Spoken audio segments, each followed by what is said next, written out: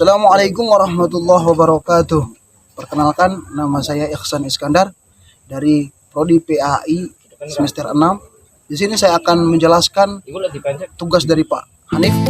Yang pertama, hubungan pendidikan dan kemerdekaan pada masa penjajahan dan kemerdekaan. Sejak manusia diciptakan pertama kali, ia tidak terlepas dari pendidikan. Untuk itu, pendidikan merupakan sesuatu yang mesti ada dalam hidup dan kehidupan, dan ia adalah suatu jalan hidup manusia. Ada esensi dalam arti pendidikan merupakan persamaan hidup dan kehidupan itu sendiri. Langsung masuk ke pra kemerdekaan. Jika dilihat dari perjalanan sejarah, pendidikan di Indonesia tidak kalah pendek. Dari masa penjajahan Belanda dengan Jepang, pendidikan di Indonesia berjalan, ada dua garis pemisah antara sekolah Eropa dan sekolah Bumi Putra. Sekolah Eropa di dalamnya hanya dimiliki oleh orang-orang yang pendidikan Eropa saja, seperti halnya orang-orang yang memiliki notabene yang tinggi. Sedangkan sekolah Bumi Putra orang-orang yang lokal, sepertinya orang-orang Indonesia. Masuk ke masa kemerdekaan, bangsa Indonesia dapat menentukan sistem dan tujuan pendidikan. Misalnya, di dalam perjalanan ada perubahan mulai dari kurikulum hingga tujuan pendidikan. Tujuan pendidikan Indonesia telah mengalami berbagai macam perubahan. Mungkin yang pertama tentang hal itu. Masuk ke yang judul yang kedua.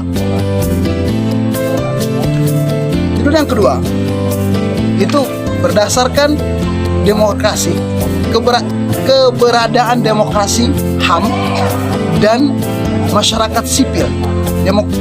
Saya sedikit menjelaskan tentang demokrasi. Demokrasi berasal dari bahasa Yunani. Yang pertama, demos berarti rakyat, dan nation bermakna kekuasaan. Menurut Jack Denley, HAM adalah hak-hak yang dimiliki manusia semata-mata karena ia manusia. Dan menurut masyarakat sipil, diartikan sebagai masyarakat madani, yaitu suatu tuntunan masyarakat yang mendapatkan toleransi demokrasi dan berperadaban masyarakat madani. Masyarakat adanya toleransi dan menghargai dan adanya perselisihan dan kemajemukan. Untuk masuk ke ketiga adalah budaya pemerintahan yang baik. Budaya atau kebudayaan dan pendidikan memiliki hubungan yang sangat erat, dalam arti bahwa keadaannya berkenaan dengan suatu hal yang sama, yaitu substansi dan nilai-nilai. Kebudayaan menjadi tiga pengertian. Yang pertama, manusia atau masyarakat, dan budaya sebagai dimensi dari hal yang bersamaan. Oleh sebab itu, pendidikan tidak terlepas dari kebudayaan dan hanya dapat terlaksanakan dengan suatu masyarakat. Yang kedua, apa ini? Udah bang, cukup dulu bang. Peggy, lanjut ah. Baik. Untuk poin yang ketiga, kultur good governance lewat pendidikan atau budaya pemerintahan yang baik lewat pendidikan.